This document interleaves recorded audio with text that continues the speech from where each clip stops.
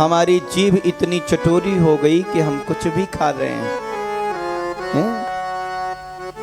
श्रीमद् भागवत में लिखा हुआ है, मांसः, जिसे तू मार रहा है, जिसे तू खा रहा है, एक दिन तुझे भी खाएगा, एक दिन तुझे भी मारेगा। लेकिन देख लो, इतनी सारी चीजें पड़ी हैं खाने की, लेकिन बिना मुर्गा है, बकरा है, कह नहीं सकते सब। अच्छा ये बताओ, मुर्दा को कहाँ ले जाते हैं? शमशान ले जाते हैं कि कहीं और? कहाँ ले जाते हैं? शमशान ना। कोई मर जाए तो कहाँ ले जाते हैं? शमशान। अब ये बताओ, बकरा जिंदा खाते कि मुर्दा? मुर्गा जिंदा कि मुर्दा? मुर्दा ना। लेकिन जा कहाँ रहा है? पेट में। मांस मछली अंडा खा करके अपने पेट को कब्रिस्तान बना दिया, लोगों को खाना नहीं आता। अब जरा बताओ, जब पेट में जा रहा है तो भूत कहाँ नाचेंगे? तो पेट में भूत नाचते हैं। शमशान में भूत होते हैं कि नहीं? श्मशान में, क्योंकि पेट में जो जा रहा है यही तो हो रहा है। फिर कहते हैं हमारे यहाँ तो बड़ी, पूछो ही मत। रोज तो कितने मुर्दे जला दे रहे हो पेट में, खा खा के पचा दे रहे हो, क्या होगा? भूत जाएंगे कहाँ उसके? उसके अंदर भी तो आत्मा थी है? लोग शमशान पे जाने से डरता है, अरे यहाँ मत जाना, चिता जलती, यहाँ भूत आ जाएगा, प्रेत आ जाएगा, ये हो जाएगा। और जो प्रेत तुम्हारे पेट में बैठा है वो कहाँ से आ गया? खैर, आप लोग तो बड़े अच्छे हैं। मैं कहीं कहीं की बात कर रहा हूँ कि लोगों का खाना पीना क्या होता है। बोले बाके बिहारी लाल की जय हो। यहाँ भी कलयुग का वास है। इन 4 स्थान को पाने के बाद भी कलयुग प्रसन्न नहीं हुआ, खुश नहीं हुआ, क्योंकि कलयुग जानता था राजा में ये कोई दोष ही नहीं है, और जब तक राजा पर मैं शासन न करूं तो फिर मेरा राज्य क्या, मेरा युग क्या। सो देखा कि राजा के मस्तक पर सोने का मुकुट है। कलयुग ने कहा, भगवान एक आध स्थान और कोई अच्छा दीजिए ना।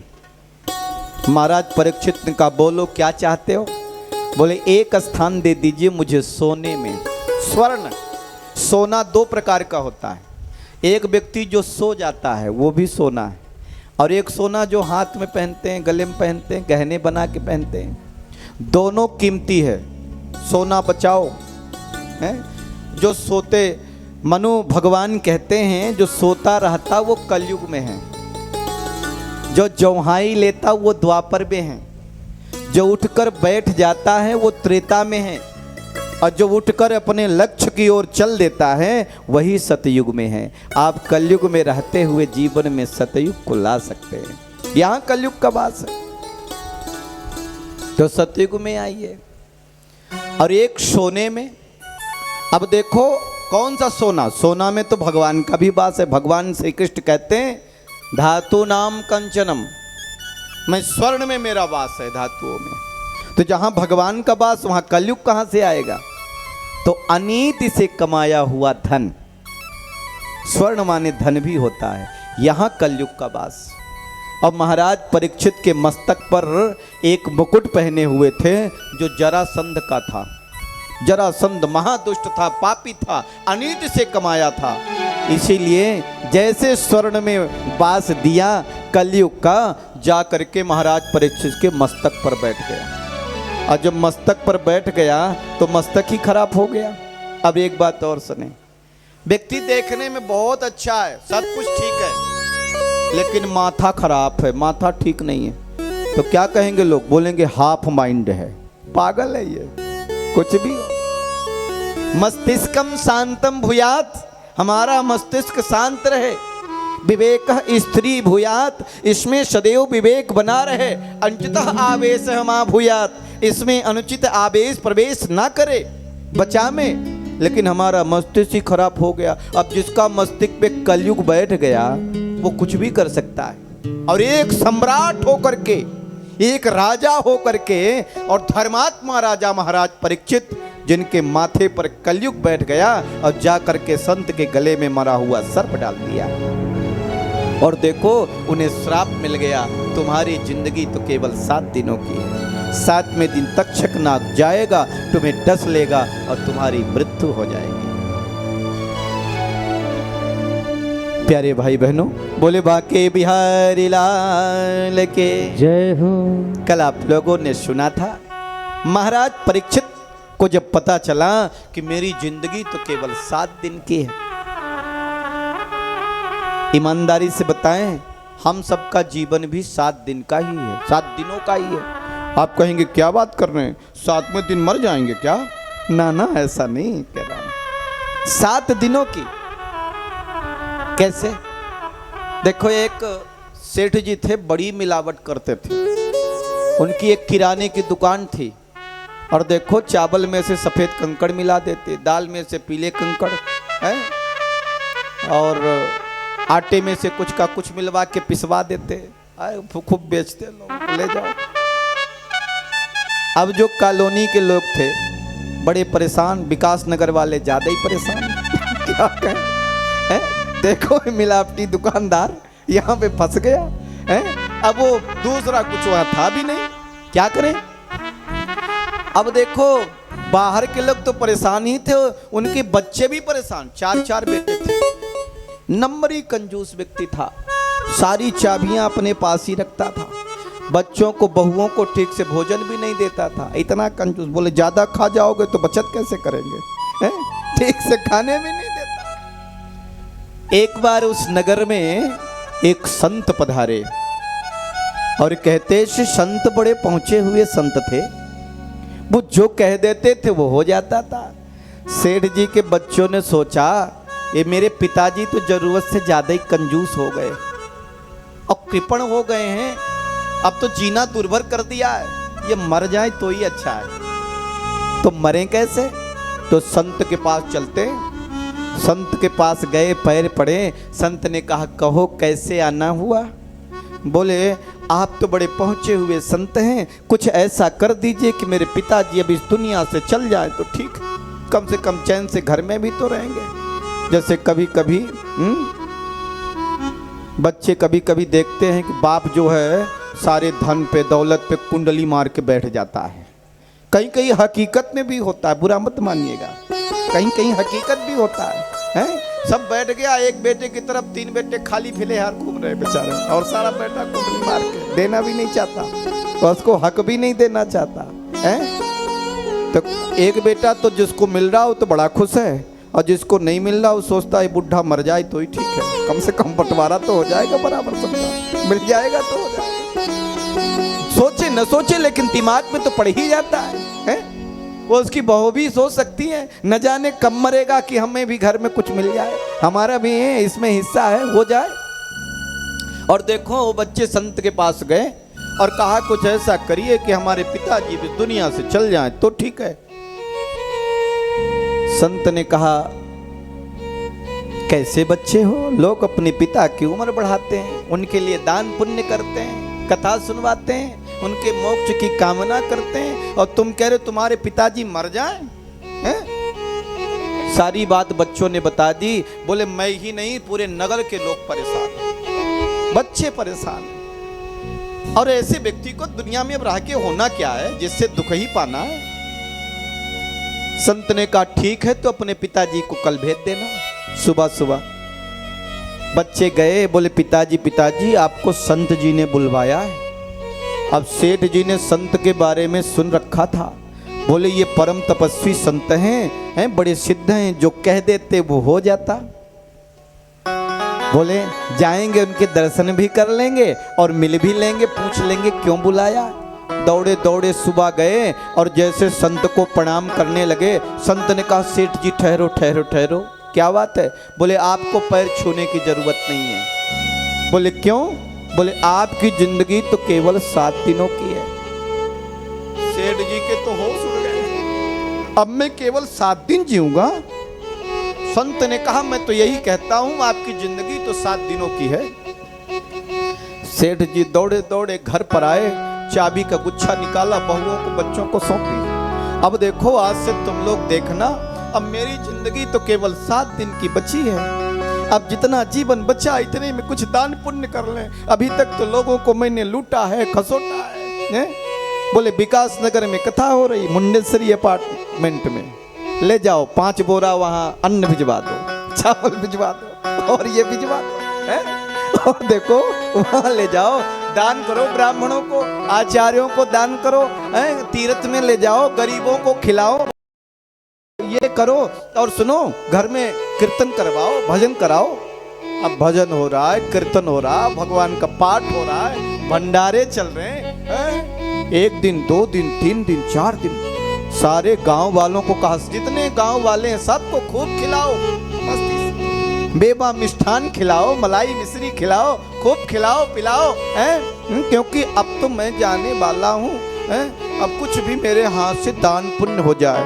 1 दिन बीत गए, 2 दिन 3 दिन 4 दिन 5 दिन, सारे लोगों ने कहा सेठ जी तो देवता हो गए, अरे ये तो भगवान हो गए, ये न मरे तो ठीक है, ये जितना ज्यादा जिए उतना अच्छा है? कम से कम देखो कैसे भंडारा चल रहा है, कैसे भगवान के भजन कीर्तन कथा हो रही है, बच्चे भी बड़े खुश, अब तो हम ही मालिक, सारे पैसे के सब कुछ के हम ही मालिक। अब देखो संत ने कहा था, देखो 7 दिनों में तुम्हारी जिंदगी में जब जीवन का सूरज ढल जाएगा, तुम इस दुनिया से उस दुनिया में चले जाओगे। 7वां दिन आया, सेठ जी ने कहा आंगन लिपवाओ, गोबर से आंगन लिपवाया गया, स्वास्तिक बनवाया गया।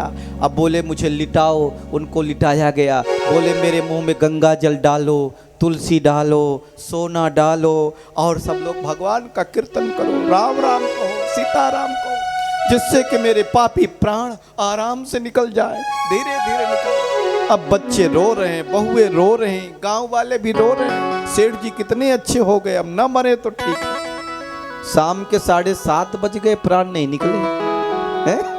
इतने में संत घूमते घूमते आए, क्योंकि संत तो जानते थे, हैं? संत जैसे पहुंचे, सेठ जी बड़ी तेजी से संत के चरण पड़े, बोले आप आ गए, हमको लगता है ये पापी प्राण आपका ही इंतजार कर रहे थे, अब आप पहुंच गए, अब मैं आपके दर्शन कर लिए, अब तो मेरे प्राण निकल जाएंगे।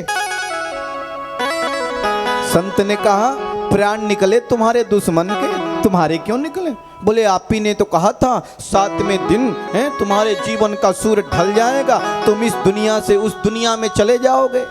संत ने कहा मैंने कहा था 7 दिनों में। बोले कौन से 7 दिन? बोले इतवार सोमवार मंगल बुध बीफे शुक्रवार शनिचर, इन्हीं 7 दिनों में जब हमारे जीवन का सूरज ढल जाएगा तो इस दुनिया से उस दुनिया में चले जाएंगे। जरा बताओ इन 7 दिनों के अलावा कोई भी दिन आता क्या है? यही आता है ना, हमारा जीवन भी प्यारे 7 दिनों का है। महाराज परीक्षित कहते हैं पता चला कि मेरा जीवन तो केवल 7 दिन का है, 7वें दिन तक्षक नाग आएगा, मुझे डस लेगा, मेरी मृत्यु हो जाएगी। इन 7 दिनों में क्या ऐसा कर लें कि जिससे मेरा मोक्ष हो जाए। अगर किसी व्यक्ति को पता चल जाए कि मैं इस तारीख को मरने वाला हूं ना, उससे पहले बड़ा दान पुण्य करेगा, देख लेना। पता नहीं है ना, इसीलिए कुछ भी करता रहता है? किसी को पता हो जाए, कहते हैं भय। आपने महाराज भरत का नाम सुना होगा। महाराज भरत ने अपने आप को एक कांच का महल बनवाया और उसमें बंद कर लिया, और उन्हें पता चल गया कि ये जीवन क्या है। तो जब सुबह सुबह आचार्य लोग आते थे आशीर्वाद देने, राजन ये सच्ची भव, धर्मशील भव, तेजस्वी भव, दीर्घजीवी भव, तो महाराज भरत जो पूर्ववंशी हुए राजा भरत, उन्होंने कहा अरे आचार्यों मुझे ये वरदान मत दो, मुझे ये आशीर्वाद मत दो। बोले क्या दें? बोले जब सुबह सुबह आप आशीर्वाद देने आओ तो कहो भत्ते भयम भत्ते भयम। हे राजन भय बढ़ रहा है, भय बढ़ रहा है, मृत्यु नजदीक आ रही है, क्योंकि जिस दिन हम पैदा होते हैं उसी दिन हमारी मृत्यु का भी जन्म हो जाता है। और हम रोज मरते हैं कि नहीं? आप कहेंगे कैसे? जिस दिन पैदा हुए उस दिन 100 वर्ष के थे, और एक दिन निकल गया तो एक दिन कम हो गया ना जी। ऐसे ऐसे समय आता चला जाता है। देखो महाराज परीक्षित अनशन व्रत लेकर के शुकताल पर पहुंचे, एक सुंदर आसन जमाया और सबसे एक ही प्रार्थना किया, जो जल्दी मरने वाला हो उसे क्या करना चाहिए? कोई जवाब नहीं दे पाया। लेकिन जब शुकदेव भगवान पहुंचे, जो 16 वर्ष के दिखते हैं, घुघराले बाल हैं, श्यामल क्रांति है, आजान बाहु है। और देखो कोई तो उनको पगला बाबा कहता और कोई तो उनको कुछ भी कहता, वो मस्त रहते, दुनिया से कोई मतलब नहीं, न स्त्री से न पुरुष से, ये बच्ची है ये बच्चा है, उनको कोई भेद ही नहीं है। ऐसे हैं सुखदेव जो जन्मजात सन्यासी हैं, जिनके पिता भी खड़े होकर के प्रणाम कर रहे हैं, जिनके दादाजी भी खड़े हैं वो भी प्रणाम कर रहे हैं। और सारे संत नारद चरक श्रुतिबल याज्ञ कणादि प्रहलाद सारे संत विराजित हैं और सब खड़े होकर के और सुखदेव जी को एक बालक को प्रणाम कर रहे हैं। वो बालक को नहीं प्रणाम कर रहे हैं, वो सर्वभूत हृदय सुखदेव भगवान को प्रणाम कर रहे हैं। बोले सुखदेव भगवान की जय हो। महाराज परीक्षित चकित हो गए, अरे ये ऐसा कौन बालक है, लगता है कोई बड़ी विभूति है, कोई दिव्य विभूति है। सो उनके चरणों में साष्टांग गिर गए और बोले भगवान आप इस आसन पर विराजिए, उस आसन पर बैठे। बोले बोलो। बोले बस मेरा एक ही प्रश्न है, इसका उत्तर दे देना फिर आप जाना। सुखदेव जी ने कहा मेरे आने की देरी नहीं हुई और तुमने प्रश्न की झड़ी लगा दी। महाराज परीक्षित ने कहा भगवान आप एक घर में उतनी देर तक ही रुकते हैं जितने समय में एक गाय दुही जाती है। मैंने आपसे प्रश्न इसलिए कर दिया कि पहले मेरे प्रश्न का उत्तर दे देंगे फिर आप जाएंगे। जल्दी मरने वाला हो उसे क्या करना चाहिए। महाराज सुखदेव भगवान सुखदेव बड़े प्रसन्न हुए और बोल उठे, बरियाने सते प्रश्नो कि तो लोक हितम नप आत्मविसम्मतः पुंसाम श्रोतव्यादिषु या परः। हे महाराज परीक्षित आपने बड़ा उत्तम प्रश्न किया है। ये आपका प्रश्न केवल आपके लिए नहीं है, लोक हितकारी है, जन कल्याणकारी है।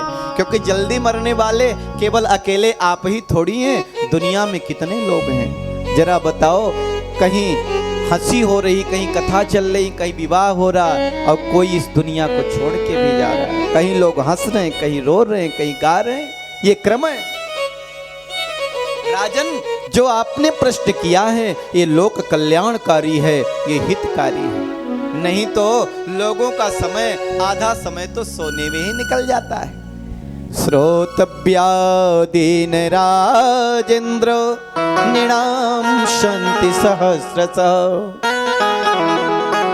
निद्रया हेयते नक्तम वायव्येन च वावः देवाचार्थे हया राजन कुटुंब भरणेन वा। सुखदेव जी कहते राजन आधा समय तो सोने में निकल गया और बाकी जो दिन का समय निकला वो कुटुंब के भरण पोषण में निकल गया और भगवान को तो भूल ही गया। यो ही भक्त व्यक्ति का निकल गया।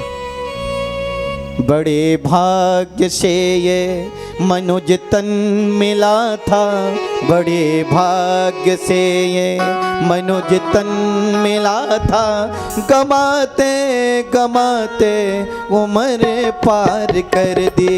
बड़े भाग्य से ये मनुष्य तन मिला था, बड़े भाग्य से मनुष्य तन मिला था, कमाते कमाते उम्र पार कर दी। आयो खाने कमाने में आयो कमाई, खाने कमाने में आयो गमाए, यूं ही जिंदगी हमने बेकार कर दी, यूं ही जिंदगी हमने बेकार कर दी। बड़े भाग्य से ये मनुज तन मिला था, बड़े भाग्य से ये मनुज तन मिला था, गवाते गवाते उम्र पार कर दे, गवाते गवाते उम्र पार कर दे, गवाते गवाते उम्र पार कर दे। बड़े भाग्य से ये मनुष्य जीवन मिला, वो भी इंसान का जीवन। लेकिन इंसानियत है क्या? इंसान को इंसान सा होना नहीं आया, दूसरे के दर्द पर रोना नहीं आया। इंसान की इंसानियत से हो गई शादी, अफसोस है कि आज तक गौना नहीं आया, क्योंकि उसकी इंसानियत खत्म हो गई। इंसान को इंसान सा होना नहीं आया, दूसरे के दर्द पर रोना नहीं आया, और इंसान की इंसानियत से हो गई शादी, अफसोस है कि आज तक गौना नहीं आया, उसकी इंसानियत खत्म हो गई। जरा से पैसे के लिए, जरा से धन के लिए, लोभ के लिए। महाराज परीक्षित से शुकदेव भगवान कहते, राजन आजकल व्यक्ति ये सारा समय केवल खाने कमाने में ही लगा देता है और आधा समय सोने में लगा देता है, भगवान के भजन में, कीर्तन में, भगवान की कथा सत्संग में तो उसके पास तो वक्त ही नहीं, टाइम ही नहीं है। आप लोग तो बड़े धन्य आत्मा हैं, पुण्य आत्मा हैं, भगवान ने सुंदर अवसर दिया कि आप यहाँ बैठ के कथा सुन रहे हैं। नहीं तो ऐसे हैं कि रहते हुए भी कथा का पान नहीं कर पाते, सुन पाते। भगवान ने हम पर कृपा कर दी। बड़े भाग्य मनुष्य तन पावा, बड़े भाग्य मनुष्य तन पावा, सुर दुर्लभ शद ग्रंथन गावा, सुर दुर्लभ क्षण ग्रंथनि गावा। बड़े भाग्य मनुष्य तन पावा, बड़े भाग्य मनुष्य तन पावा। देखो खाना तो पशु भी खाता है, भोजन तो जानवर भी करता है, जानवर भी बच्चे पैदा करता है, एक दिन मर जाता है। अगर हम भी यही करते हैं तो हम और पशु में क्या अंतर है? नरे तन समय नहीं कब होते, नरे तन समय नहीं कब होते, जीव चराचर जांचत जेहि, जीव चराचर जाचक देहि। नरतन सम नहीं कब देहि, जीव चराचर जांचत देहि। मनुष्य जैसा तन भला किसको मिलेगा? जरा देखो कितना सुंदर भगवान ने चेहरा दिया, ये आंखें दी, ये कान दिया, ये हाथ दिया। हाथों की बनावट कितनी बढ़िया, पांचों गुलियां मोड़ के मुक्का बना के किसी के नाक में जड़ दो, खून निकल जाएगा। किसी का गला काट दो। पैरों की बनावट भगवान ने कितनी बढ़िया बनाई, वो भी तलवे की। लोग कथा सुनने आते हैं, मंदिर दर्शन करने जाते, उधर दर्शन करते रह जाते, इधर नए नए जूते चप्पल में अपनी गाड़ी को फंसा लेते, धीरे से खिसक जाते, लोगों को पता ही नहीं चलता क्या हो जाता। देखो मेरी गाड़ी की बनावट कितनी बढ़िया है। नरे तन समय नहीं कब ने हो देहि, नरे तन सब नहीं कब ने देखी। जीव चराचर जांचत जेहि, जीव चराचर जाचक देखी। आकर जारी लक्ष्य 84, आकर 4,84,000 योनि भ्रमत यह जीव अविनाशी, योनि भ्रमत यह जीव अविनाशी। 83,99,999 योनियां पार करने के बाद ये मनुष्य जीवन मिला। क्या पता कभी मच्छर रहे हो, बंदर रहे हो, बिच्छू रहे हो, कौन जाने पिछले जन्म में, पिछली योनि में हम क्या थे। कुछ लोगों को देखना इतने भी सीधे हों लेकिन बिच्छू जैसे डंक मारते हैं, समझ लेना वो पिछले जन्म में बिच्छू आए थे, उनके कुसंस्कार गए। कुछ लोग सांप की तरह हरकत करते, फुफकारते ही रहते, कुछ बंदरों की तरह है, वो बंदर ही थे, वो उनके कुसंस्कार नहीं गए। जिन्हें हम हार समझे थे अपना गला सजाने को, जिन्हें हम हार समझे थे अपना गला सजाने को, जिन्हें हम हार समझे थे अपना गला सजाने को, वही अब सांप बन बैठे हमें ही काट खाने को, वही अब सांप बन बैठे हमें अब काट खाने को। जिन्हें हम हार समझे थे अपना गला सजाने को, वही अब सांप बन बैठे हमें ही काट खाने को। ये मनुष्य जीवन मिला सांप बनने के लिए, बिच्छू बनने के लिए, केवल खाओ और मर जाओ इसके लिए, कमाओ खाओ मर जाओ, मकान बनाओ बस खत्म ना।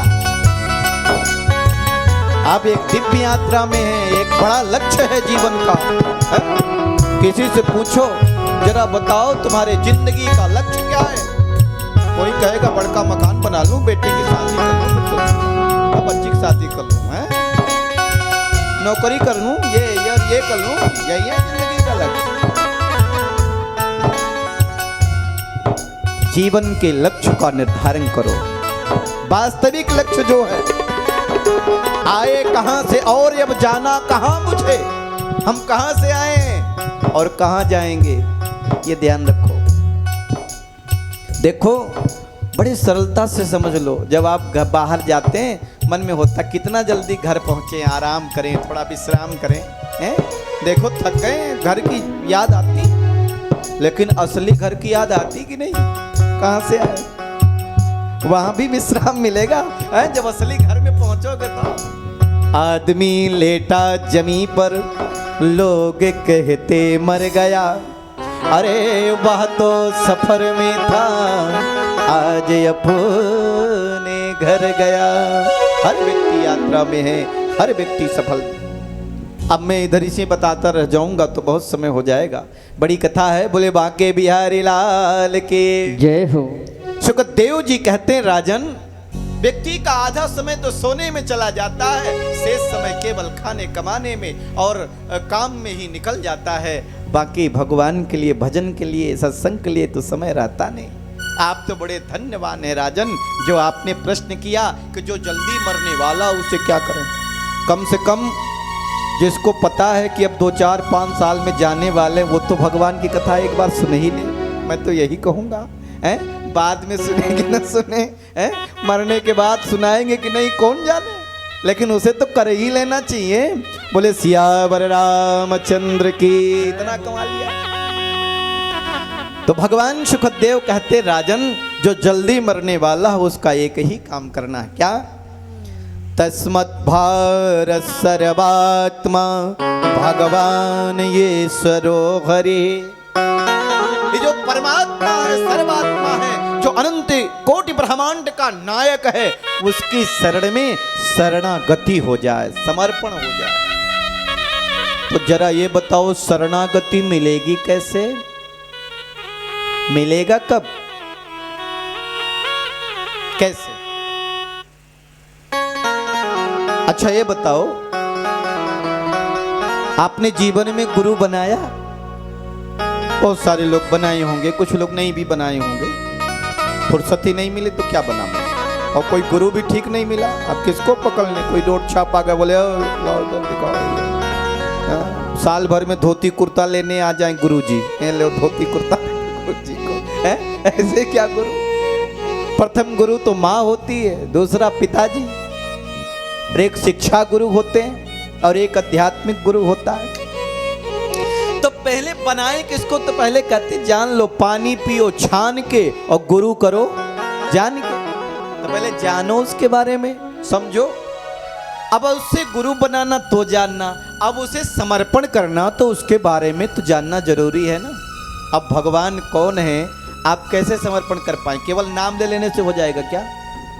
कहते हैं आपके यहाँ फला व्यक्ति आ रहे हैं, अब उस व्यक्ति के बारे में कैसे जानेंगे कि व्यक्ति अच्छा है कि बुरा? तो पहले उसके बारे में जानकारी जुटाएंगे। बच्चे की शादी करने जाते हैं ना, तो कहते बताओ लड़का क्या करता है? बोले हाँ दिल्ली में है, ये कंपनी में नौकरी करता। अच्छा बेटी क्या करती है आपकी? अब देखो दोनों तरफ से आदान प्रदान जानकारी। हाँ हाँ बस बस बस ये ऐसी बच्ची मुझे चाहिए थी, ऐसे बेटा चाहिए। बात पक्की हो गई, शादी हो गई है। और जो पता चला जानते ही नहीं तो हाँ, आजकल तो बच्चे, पहले तो बड़े बुजुर्ग देख लेते थे, आजकल बच्चे कहते शादी मेरी हो रही देखने तुम जाओगे क्या? काम का हम देखेंगे कैसी लड़की है कैसा लड़का है? आपस में देख लेंगे, बात कर लेंगे, समझ लेंगे, जान लेंगे हमारे साथ रहने योग्य है कि नहीं, फिर विवाह करेंगे। देखो भगवान के प्रति अगर समर्पण करने जा रहे हैं तो भगवान के बारे में भी जानकारी होनी चाहिए। जाने बिनु न होई परतीते, जाने बिनु न होई परतीते, बिनु परतीति होई नहीं प्रीते, बिनु परतीति होई नहीं प्रीते। तो बोले भगवान में शरणागति तो होगी कैसे? तो पहली शर्त श्रोत्रभ्य कीर्तितव्यस्य अस्मर्तव्य स्वेच्छता भयम।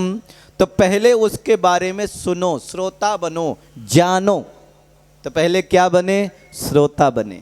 जैसे आप लोग सुन रहे हैं, मैं आपको दावे के साथ कहता हूं, आप एक दिन की भी कथा सुन लो, इसे तो सातों दिन की कथा जो सुन लेगा, मैं दावे के साथ कहता हूँ भगवान गोविंद के प्रति आपका इतना स्नेह और प्रेम बढ़ जाएगा कि फिर आपको गोविंद ही अच्छा लगेगा, इसमें कोई संदेह नहीं। वैसे लगता ही है, लेकिन आप जब सुन लेंगे तो आपकी भक्ति, कहते हैं ना, बैटरी भक्ति की चार्ज हो जाएगी है, और आप जो है भगवान के प्रति और स्नेह और श्रद्धा आपकी बढ़ जाएगी। क्यों? आप समझ जो लेंगे, जान जो लेंगे। और एक बार जो भगवान गोविंद को पकड़ लेता तो भगवान उसे छोड़ते भी नहीं, ये भी बता दूं। भगवान गोविंद की ये महिमा है कि एक बार जो उनकी शरण में आ गया ना, उनको पकड़ लिया, और भगवान गोविंद ने कहीं पकड़ा उनकी भक्ति, फिर छोड़ने वाले नहीं, फिर कल्याण ही करते हैं। बोले बांके बिहारी लाल की। कुछ दूसरा अच्छा लगता ही नहीं। फिर भगवान से भी अच्छा कुछ हो सकता क्या? उससे भी सुंदर कुछ हो सकता क्या? उससे भी शानदार कुछ हो सकता क्या? कभी सोचा नहीं। तो श्रोतव्य, पहले उसके बारे में सुनो, श्रोता बनो। फिर क्या करें? कीर्तितव्यस्य, उसका कीर्तन करो, फिर उसका स्मरण करो। और जब ये हो जाए तो फिर क्या करें? ये होगा कैसे? फिर उसका ध्यान लगाओ। अब ध्यान कैसे लगेगा? जिताशनो जित श्वासो जित संगो जितेंद्रिय। तो पहले ध्यान लगाने के लिए आसन जीतो। कितने आसन हैं? पद्मासन, वज्रासन, सिद्धासन, बहुत सारे आसन हैं। सुखासन। अब कौन से आसन में बैठे? एक आसन में तो बैठ नहीं पाते हैं। अब बताओ, अब आसन तो सिद्ध है ही नहीं, पूजा कहाँ से होगी? भगवान की घंटी हिलाने बैठे, वो भी एक कुर्सी लगा ली तब। इसके बाद फिर थोड़ी सी हिलाई है, और इसके बाद थोड़ा सा एक बार माला हुई, कोई बाहर आया, माला वहाँ रखी, जल छोड़ा, भगवान चलते बने। और सुनाओ क्या हाल चाल है? कैसे बनाओ? हो गई पूजा। ध्यान तो लगता ही नहीं, मन होता ही नहीं। भाई लोगों कभी कभी क्या होता, स्नान करने जाते ना तो हनुमान चालीसा याद आता। जय हनुमान ज्ञान गुण सागर, जय कपीश लोक उजागर, रामदूत अतुलित बलधामा, अंजन पूत पवन सुत नामा। जैसे हनुमान जी शरीर में लिपटे हुए हैं कि भगा दो जल्दी, साफ कर दो। क्या कहेंगे? तब तब हनुमान चालीसा याद आता, वैसे तो भूल ही जाते। और फिर जल्दी जल्दी उतना ही नहीं, हर काम के लिए वक्त रहेगा, बुरा नहीं मानना, हर काम के लिए वक्त है आपको, लेकिन पूजा करने का जब वक्त आएगा, भगवान के सानिध्य जब आएगा, इतना टाइम भी नहीं है 2 मिनट की बैठ जाए वहां पे, भूत जैसे लग गया हो पीछे। और ये आप जानबूझ के नहीं करते, ये आपके ऊपर पाप जो हावी है वो करवाता है, इसलिए कराता है कि अगर ये पूजा कर लेगा, ध्यान कर लेगा, भगवान को भज लेगा, नाम ले लेगा, तो मेरा अस्तित्व खत्म हो जाएगा, इसलिए करने नहीं देता।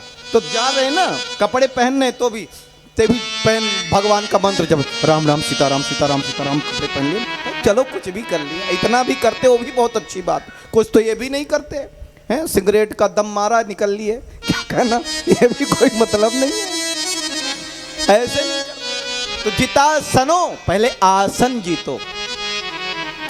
बाबा रामदेव बताते रहते हैं आसन, इस पे बैठो, ध्यान करो, ये नाड़ी शोधन प्राणायाम करो, अनुलोम विलोम प्राणायाम करो, भावरी करो, करते कि नहीं? सब जानता है इससे करने से फायदा है, लेकिन करता नहीं है। ये भी नहीं कहेगा टाइम ही नहीं, टाइम बहुत है, मैं गिना दूं, ऐसा कोई व्यक्ति नहीं है जिसके पास में फालतू टाइम नहीं जाते 3-4 घंटे। रात दिन मिला करके 24 घंटे होते हैं। कितने घंटे व्यक्ति को सोना चाहिए? अधिकतम 7 घंटे ले लो, कितने घंटे बचे है ना? 8 घंटे आपको और दे देते हैं ड्यूटी के लिए, 8, 7, 15 घंटे हो गए। अब कितने बचे? 9 घंटे। 9 घंटे में 4 घंटे आपको और दे देते हैं, कितना बचा? 5 घंटा। 5 घंटा आपके फालतू जाता है, टाइम ही टाइम है। मैं कहता हूँ 5 घंटा में 1 घंटा और ले लो, 2 घंटा 3 घंटा ले लो, 1 घंटा भी तो दे दो, आधा घंटा भी तो दे दो, अरे 20 मिनट भी तो दे दो, ये भी नहीं दे पाते। कहते टाइम ही नहीं, टाइम ही नहीं। टाइम तुम्हारा थोड़ी है, तुम्हारे पिताजी का टाइम है जो तुम्हारे में मत्थे चलेगा, वो तो चलता ही रहेगा है? हमको टाइम के साथ चलना है, हमको उसके साथ लेना है। बहुत टाइम है करने वाले के लिए, और जो नहीं करना उसके लिए टाइम ही नहीं। लेटा लेटा है, टीवी ऑन कर दिया, हो गया हो गया, बस बात खत्म हो गया। टाइम ही टाइम है, समय समय, वक्त ही वक्त है। कहता हाँ समय नहीं है। अब आजकल क्या करे व्यक्ति, व्यवहार में कह भी देते, सही बात है, आजकल टाइम कहाँ है, सही बात है। हमसे भी लोग कहते हैं टाइम नहीं, हम बिल्कुल बहुत बिजी हैं, आप कहाँ से टाइम रहेगा आपके पास। बोले बाके बिहारी लाल के। भोजन करने का वक्त है कि नहीं? स्नान करने का वक्त है कि नहीं? सोने का वक्त है कि नहीं आपके पास? केवल भगवान के समर्पण नजदीक जाने में, 5 मिनट बैठने में, ध्यान करने में, प्राणायाम करने में, योगा करने में, इसी के लिए समय नहीं है। तो रोज प्राणायाम करिए। जितासनो, पहले आसन जीतो। जितासनो, जित श्वासो, श्वास को जीतो। कुछ नहीं आता तो खाली श्वास लो, सांस भरो और छोड़ो, इतना ही कर लें 15 मिनट, तो भी ठीक है, नाड़ियां शुद्ध हो जाएंगी। अब पूजा करने आप बैठोगे, कहीं डकार आ रही है, कहीं अब ऐसे कर रहे हैं, फिर करेंगे, अरे कहाँ से ठीक होगा जी, पूजा होगी कैसे? नस नाड़ियां तो तुम्हारे कचरा भरा पड़ा है यहाँ पूरा, है कोई निकल पा नहीं रहा है, बैठ कैसे पाओगे 2 मिनट भी ठीक से? ध्यान भगवान में कहाँ लगेगा? तो इधर आप माला ले लिए, इधर फिर कम से कम इतना भी करता है, वो भी सही है। बोले बाके बिहारी लाल के जय हो। तो श्वासों को जीतिए। फिर क्या करें? जित संगो जितेंद्रिया, संग जीतो, साथ जीतो। किसका साथ करें? शराबी का साथ करोगे शराबी हो जाओगे, जुआरी करोगे जुआरी हो जाओगे, चुगली करने वाले करोगे चुगली हो जाओगे। 4 की चुगली जब तक न करो तब तक पानी नहीं पचता पेट है, पेट का। हमारी माताएं बहनें तो बड़ी अच्छी हैं, आप लोग तो बड़े अच्छे हैं, लेकिन कहीं कहीं देखते हैं जब तक 4 की बुराई न हो जाए तब तक घर में क्या कहो, आज तो कुछ हुआ ही नहीं है क्या? उसके पति जी ऐसे हैं तो उसकी वो ऐसी है, तो वो ऐसे है, ये होता रहता है, तब अगला काम चलता है, तब सारा काम घर का बनता है, क्या कहो? इससे बचना चाहिए व्यक्ति को। क्या करना चाहिए? संग जीतो। सठ सुध रही सत संगति पाए, सठ सुध रही सत्संगति पाए पारस परशि को धातु सुहाए पारस परशि को धातु सुहाए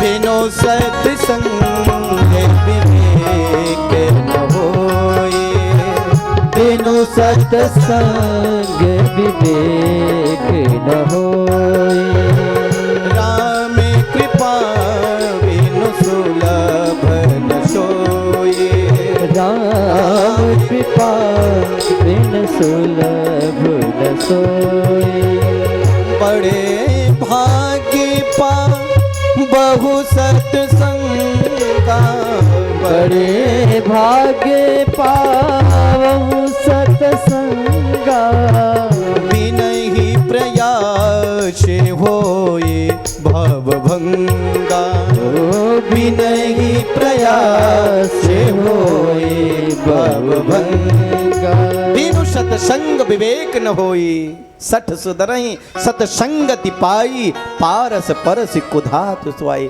संगति हो कैसी अच्छी सत्संगति सत्संग करो संतों का संग करो आग लगी आकाश में बरस रहे अंगार और संत न होते जगत में तो जल मरता संसार आग लगी आकाश में बरस रहे अंगार और संत न होते जगत में तो जल मरता संसार इस संसार में क्या होता जब सच्चे संत नहीं होते महात्मा नहीं होते महाराज दशरथ के यहाँ ब्रह्मर्ष विश्वामित्र जी द्वार पर पधारे द्वारपाल आया और उसने कहा महाराज आज द्वार पर 88,000 ऋषि मुनियों के नायक ब्रह्मर्ष विश्वामित्र जी पधारे मेरे लिए क्या आज्ञा है महाराज दशरथ अपना सिंहासन छोड़कर खड़े हो गए महाराज दशरथ ने कहा आज चमका है भाग्य का सितारा जो द्वार पर है संत पधारा अरे आज मेरे भाग्य के सितारे चमक गए क्योंकि द्वार पर संत जो आ गया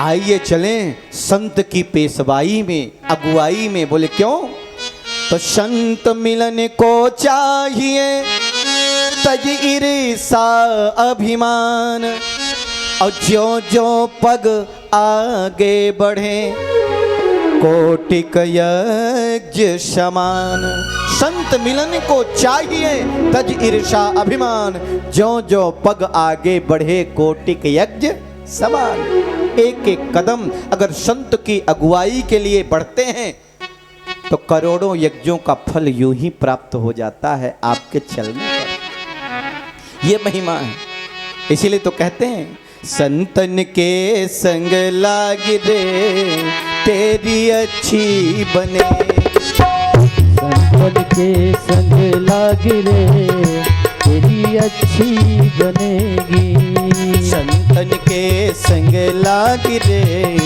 तेरी अच्छी बनेगी संतन के संग लाग रे तेरी अच्छी बनेगी अच्छी बनेगी तेरी बिगड़ी बनेगी अच्छी बनेगी तेरी बिगड़ी बनेगी अच्छी बनेगी तेरी बिगड़ी बनेगी अच्छी बनेगी तेरी बिगड़ी बनेगी राम चरण अनुराग रे तेरी अच्छी बनेगी राम चरण अनुराग रे तेरी अच्छी बनेगी संतन के संग लाग रे तेरी अच्छी बनेगी संतन के संग लाग रे तेरी अच्छी बनेगी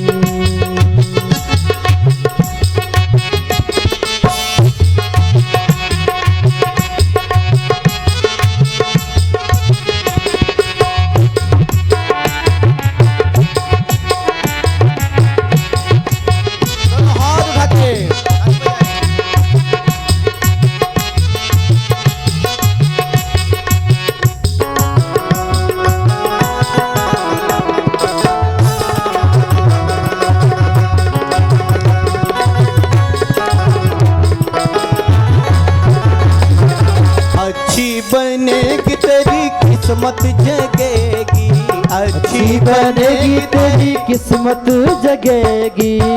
कोई तेरो बड़े भाग रे, जय हो। कोई तेरो बड़े भाग रे, तेरी अच्छी बनेगी। कोई तेरो बड़े भाग रे, तेरी अच्छी बनेगी। संतन के संग लाग रे, तेरी अच्छी बनेगी। संतन के संग लाग रे, तेरी अच्छी बनेगी।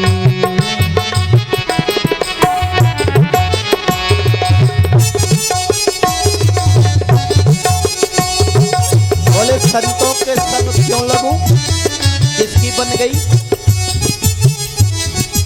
तो सुन लो किसकी किसकी बन गई। ध्रुव जी की बन गई, प्रहलादों की बन गई। ध्रुव जी की बन गई, प्रहलाद की बन गई। ध्रुव जी की बन गई, प्रहलादों की बन गई। ध्रुव जी की बन गई, प्रहलादों की बन गई। हरि सुमिरन में जागी रे, जय हो। तेरी अच्छी बनेगी। हरि सुमिरन में जाग रे, तेरी अच्छी बनेगी। संतन के संग लाग रे, तेरी अच्छी बनेगी। संतन के संग लाग रे, तेरी अच्छी बनेगी। अरे ध्रुव जी तो परम तपस्वी थे, प्रहलाद जी भी तो परम भक्त थे। मैं तो महापापी हूँ, मेरी कैसे बनेगी? बोले आपकी भी बनेगी। बोले हम तो कौवे की तरह हैं, काले। बोले तू कोयल हो जाएगा। ऐसे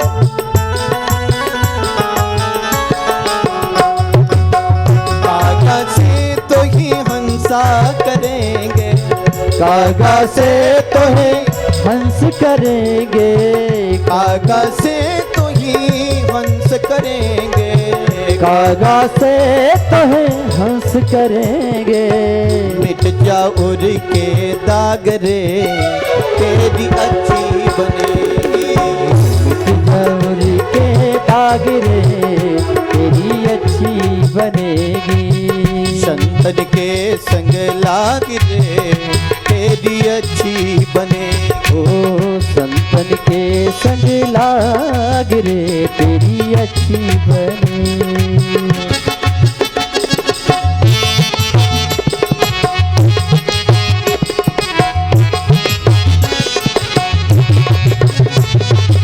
थोड़ा सा दोनों हाथ पर उठाइए, फिर ताली बजाइए।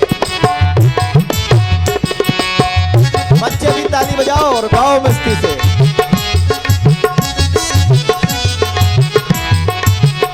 ऐसे ताली बजाते रहोगे, सारा रोग भाग जाएगा। एक सज्जन ने कहा भाग के जाएगा कहाँ? बोले जो नहीं बजाएगा।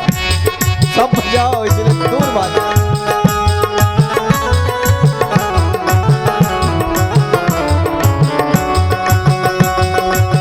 मोहनिसा में बहुत दिन सोए, मोहनिसा में बहुत दिन सोए। मोहनिसा में, मोहनिसा में, मोहनिसा में बहुत दिन सोए। बहुत दिन सोए, बहुत दिन सोए, बहुत दिन सोए, बहुत दिन सोए। मोहनिसा में बहुत दिन सोए। अब भाग सके तो भाग रे, तेरी अच्छी बनेगी। संतन के संग लाग रे, तेरी अच्छी बनेगी। संतन के संग लाग रे, तेरी अच्छी बनेगी। संतन के संग लाग रे, तेरी अच्छी बनेगी। अच्छी बनेगी तेरी किस्मत जगेगी। अच्छी बनेगी तेरी किस्मत जगेगी। कोई तेरो बड़े भाग रे, तेरी अच्छी बनेगी।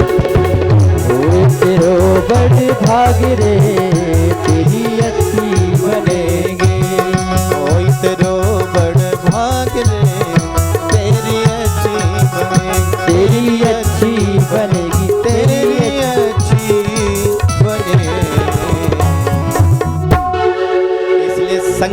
अच्छा होना चाहिए, साथ भी अच्छा होना चाहिए। साथ का फर्क बहुत पड़ता है। जैसे अग्नि के पास में जाते तो गर्मी मिलती ना, ये भी तो साथ है। पंखे के नीचे बैठते तो हवा लगती है, बर्फ पर हाथ रखते हैं साथ में जाते तो ठंडा होता जी, प्रभाव पड़ता कि नहीं। ऐसे भगवान के पास जाओगे तो भगवान की ऊर्जा मिलेगी, शक्ति मिलेगी। संत के पास जाओगी तो संत की दिव्यता मिलेगी, सत्संग मिलेगा। इसीलिए तो कहते हैं संग करो श्रेष्ठता का, दिव्यता का, आदर्शवादिता का। और देखो एक सज्जन के बच्चे रहने लग गए बाहर विदेश में। अब उनके पिताजी भारत में रह रहे हैं और बच्चे रह रहे हैं विदेश में। बच्चों ने कहा पिताजी अकेले क्या करोगे आप वहाँ, आप भी यहीं रहो अमेरिका में। ठीक है, बोले लेकिन वर्ष में एक बार मैं अपने घर और गांव जरूर जाऊंगा, क्योंकि मैं अपने घर को, जन्मभूमि को भूलना नहीं चाहता। और देखो वहाँ मैं एक आध महीने रुकूंगा कम से कम। हाँ हाँ पिताजी, वर्ष में एक बार चल जाना। अब देखो चल गए विदेश, विदेश से आए, बरसों बीत गए। उनकी आदत थी टहलने की। सुबह सुबह उन्होंने सोचा टहलूं। अब टहलने के लिए सुबह सुबह निकले और देखो बहुत दूर तक चल गए। एक तोता दिखा, उस तोते ने आवाज लाई, देखो देखो बड़ा मालदार व्यक्ति आया है, गले में सोने का चैन पहना है, हाथ में हीरे की अंगूठी पहना, जल्दी पकड़ो, छीनो, जल्दी पकड़ो। और इतना बोला ही कि 3-4 बदमाश आए और उनकी अंगूठी निकाल ली, चैन निकाल लिया, लूट लिए। तो उन्होंने कहा देखो कितना दुष्ट है तोता है, लुटवा दिया मुझे। बेचारे रुके, फिर चल गए। वापस गए, बच्चों को बताया, बरसों बीत गए। दोबारा फिर आए, बोले पिछली बार इधर गया था, अब की बार इधर जाऊंगा। अब देखो साल भर बार इधर टहलने गए तो एक आश्रम पड़ा। उस आश्रम में भी एक तोता था। उसने कहा सुनिए, आइए, पधारिए, विराजिए, ये आश्रम में जल पान करिए, बड़ा मीठा जल है। सुनिए, थोड़ा भगवान का ध्यान करिए, फिर गुरुजी आते हैं, गुरुजी का दर्शन करके जाना और प्रसाद भी लेके जाना। उन्होंने कहा देखो एक वो तोता था और एक ये तोता, वो तोता मुझको लुटवा दिया और ये तोता देखो कितना मीठा बोलता है। थोड़ी देर में गुरुजी आए, मिले। उन्होंने कहा गुरुजी मैं तो आपसे मिल रहा हूं, लेकिन एक प्रश्न मेरे अंदर है। बोले क्या? बोले 1 वर्ष पहले आया था, मैं उधर गया था, उधर भीलों की नगरिया में, और देखो एक तोता था जो मुझको लुटवा दिया। अब मैं सुनना चाहता हूं कि आपके यहाँ जो तोता ही कितना मीठा बोलता है, देखो कहता पधारिए, विराजिए, जल पीजिए, प्रसाद लेके जाओ, कितना मीठा बोलता। ये ऐसा क्यों? संत ने कहा आपके प्रश्न का उत्तर ये तोता ही देगा, ये सुख ही देंगे। ठीक है। उस तोते ने कहा सुनिए, आपकी सारी बात मैं बड़े ध्यान से सुन रहा था, और पिछले वर्ष जिसने आपको लुटवाया था वो मैं ही था। आपने? बोले हाँ, क्योंकि मैं उस समय चोरों के साथ रहता था और देखो मेरी बुद्धि चोरों जैसी हो गई। और जब मैं चोरों के साथ रहता था, चोरों जैसी मेरी बुद्धि, तो मेरा काम ही था लोगों को लुटवाना। कृपा हो गई एक दिन भगवान की, और देखो मैं जा ही रहा था रास्ते में कि संत भगवान मिल गए, हमें घर लेकर के आए आश्रम में, पाला, अच्छी अच्छी बातें सिखाई, शिक्षा दी, और देखिए तब से मैं लोगों के लिए यही करता हूँ। ये किसका असर है? ये संगति का असर है। आप भी अगर अच्छी संगति करेंगे तो अच्छे बनते जाएंगे, और बुरी संगति करेंगे तो बुरे बनते हुए चला जाएंगे। बुरा जो देखन में चला, मुझसा बुरा न कोई। और केवल बुराई मत खोजो, अच्छाई खोजो लोगों की, अच्छी बातों पर दृष्टि जमाओ, बुरा देखो ही मत, सुनो ही मत, अच्छा सुनो, अच्छा देखो और उसकी अच्छाई को देखो। संसार में कौन बुरा नहीं है। जड़ चेतन गुण दो समय विश्व कीन करतार। इस संसार में ऐसी कोई वस्तु नहीं जिसमें दोष न हो, लेकिन अच्छाई खोजो तो बड़ी अच्छाई। दोस्त तो आप पंखे में भी निकाल दोगे, दोस्त तो आप हवा भी निकाल दोगे। हैं कैसे हवा आ गई, देखो मेरा सामान यहाँ था उड़ गया। हैं देखो कि ठंडी में कितनी ठंडी है, हवा बंद नहीं हो रही है। और गर्मी में कहेंगे ये कितनी क्रूर हो गई है, बताओ ठीक से चल भी नहीं रही कि हवा चले तो थोड़ा पसीना मर जाए, थोड़ा ठंडक लगे। तो देखो दोस्त तो वहां भी आप निकाल रहे हैं, दोस्त तो कहीं भी खोज सकते हैं आप, लेकिन अच्छाई खोजिए, दिव्यता खोजिए, व्यवस्थित खोजिए। बोले बाके बिहारी लाल के जय हो। जित संगो साथ जीतो, जितेंद्रिय इंद्रियों को दे जीतो। आंखों से कैसा देखे, कानों से कैसा सुने, मुख से कैसा बोले, हाथ का उपयोग कहाँ करें, पैरों का उपयोग कहाँ करें, यह भी सीखें। सारे शरीर में भगवान ने हड्डियां क्या बोले हैं?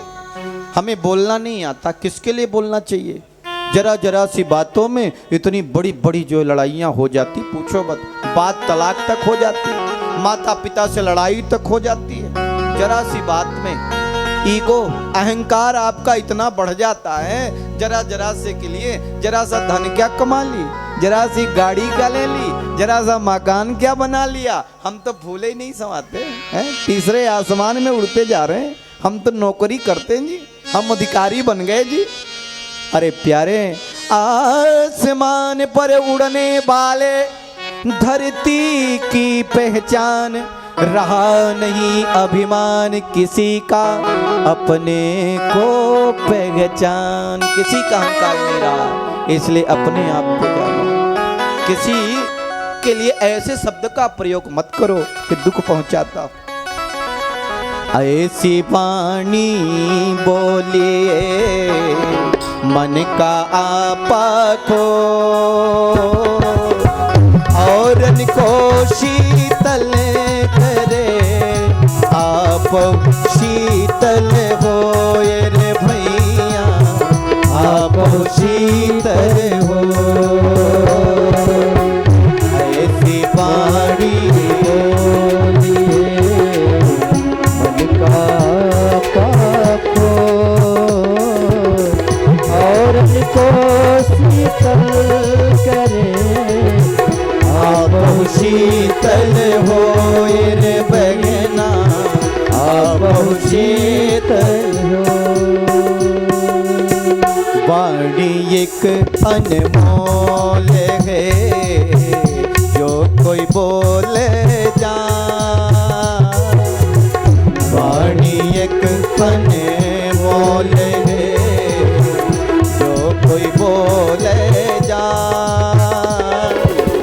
हित तराजू तोल के, तब मुख बाहर आने रे बगना, तब मुख बाहर आ।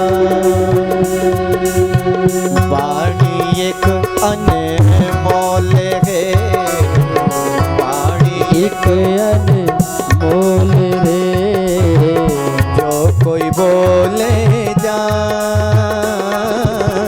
हृदय तराजू तोल के, तब मुख बाहर आने रे भैया, तब मुख बाहर आ, तब मुख बाहर आने रे भैया, तब मुख बाहर आ। वाणी अनमोल है, शब्द का बड़ा महत्व है। शब्द मात्रान भेतव्य, शब्द मात्र से व्यक्ति भयभीत हो जाता है। और शब्द है कि व्यक्ति को क्या से क्या कर दे। अगर आपको चाहते हैं कि ये हमारी बात माने तो क्या करें? हमें वशीकरण मिल जाए। वशीकरण मंत्र क्या है? गोस्वामी तुलसीदास जी ने कहा, तुलसी मीठे बचन ते सुख उपजत चहुओर। अब वशीकरण एक मंत्र है, तज दे बचन कठोर। तुलसी मीठे बचनते सुख उपजत चहुओर। जरा मीठा बोलो, चारों तरफ आपके ही लोग हो जाएंगे। बसी कर्ण एक मंत्र है, तज दे बचन कठोर, करवी वाणी को त्याग दो, तज दो। हम अपनी जरा से ईगो या अहंकार में ऐसे ऐसे शब्द बोल जाते हैं, ऐसा ऐसा कह जाते हैं जो कहना नहीं चाहिए। प्यारे, अपने इंद्रियों को जीतो, आँख कान हाथ पैर अपने आप को, ये सब कुछ तो भगवान का ही दिया हुआ। अगर ये आंखें मेरी होती तो मैं इसमें चश्मा नहीं लगने देता, ये हाथ मेरा होता तो मैं इसमें दर्द नहीं होने देता, ये पैर मेरा होता, ये अपना शरीर होता, ये चेहरा अपना होता तो मैं इसमें झुर्रियाँ नहीं आने देता। लेकिन झुर्रियाँ भी पड़ जाती हैं, बुढ़ापा भी आ जाता है, वक्त के अनुसार व्यक्ति चेंज भी हो जाता। अपना है क्या? ये तो देने वाला ऊपर वाले ने दिया, इसलिए सही और सच्चा उपयोग करो। स्थूले भगवतो रूपे मनः संधार्य इंद्रिया। स्थूल, सूक्ष्म और कारण 3 शरीर होते हैं। भगवान का स्थूल रूप में जो प्रत्यक्ष दिख रहा हो, सूक्ष्म जो दिखाई नहीं देता, या कारण शरीर में जो समस्त सब जगह व्याप्त है, जिसको कुछ लोग निराकार रूप में मानते, कोई उसकी तस्वीर नहीं रखते, ओम बना लेते हैं, ओम में ही ध्यान करते हैं। तुझ में ओम, मुझ में ओम, सब में ओम समाया, कर लो सबसे प्रेम, जगत में कोई नहीं पराया, कोई नहीं पराया। तुझ में ओम, मुझ में ओम, सब में ओम समाया, कर लो सबसे प्रेम, जगत में कोई नहीं पराया। हाँ, कोई नहीं पराया, कोई नहीं पराया।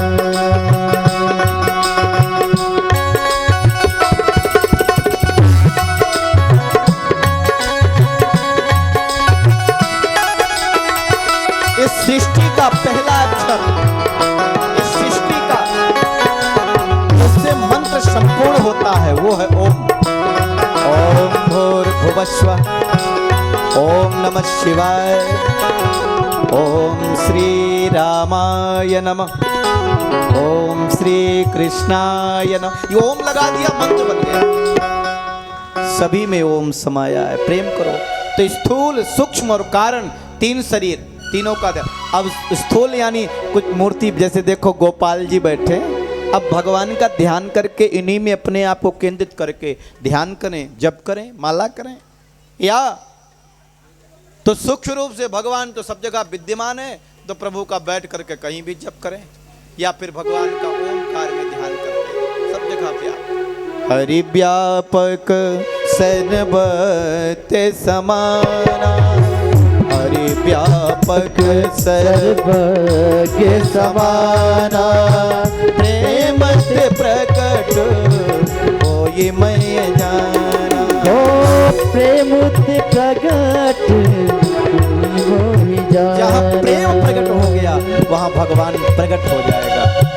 हरि व्यापक सर्वज्ञ समाना, हरि व्यापक सर्वज्ञ समाना, प्रेम से प्रकट होई मैं जाना। प्रेम से प्रकट होई मैं जाना। बोले बांके बिहारी लाल के। फिर ध्यान करो, भगवान आपको मिल जाएगा, प्रकट हो जाएगा, फिर आपसे बातें भी होगी। फिर सुनिए, आपको दिख भी जाएगा, दिखे ना दिखे, लेकिन आभास भी, कुछ लोगों का आभास हो जाता है, घटनाएं अपने आप ऐसा लगता है कुछ होने वाला है, और हो जाता है। धीरे धीरे आपकी बढ़ती जाती तरक्की होगी, फिर देखो चक्रों का उदय होने लगता है, मूलाधार